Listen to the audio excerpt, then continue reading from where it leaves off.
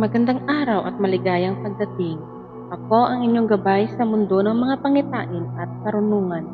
Dito sa Gabay Lakbay Diwa, hindi lang tayo nananaginip, binibigyan natin ng kahulugan ang bawat bisyon at kinabukasan ang pinto ng swerte.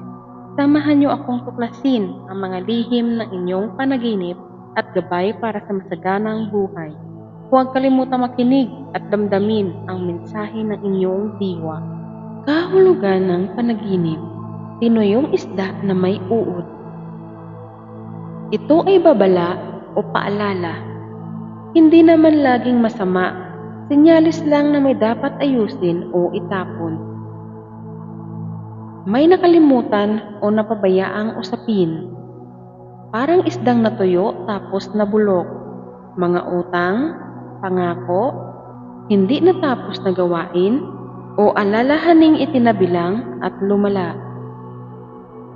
Nawawalang halaga ng pagkakataon. Ang tuyo ay biyaya, pero kapag mabaho, ibig sabihin ay pinalampas mo ang pagkakataon o hindi na mapapakinabangan ang isang bagay o tao. Mag-ingat sa tiwala. Maaaring may taong mabait sa paningin, pero may itinatagong masama, o may usapang mukhang maganda pero may sira, kalusugan at pananalapi.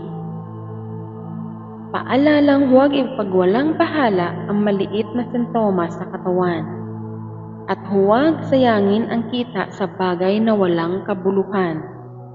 Sa madaling salita, dapat mong linisin, tapusin, o palayain.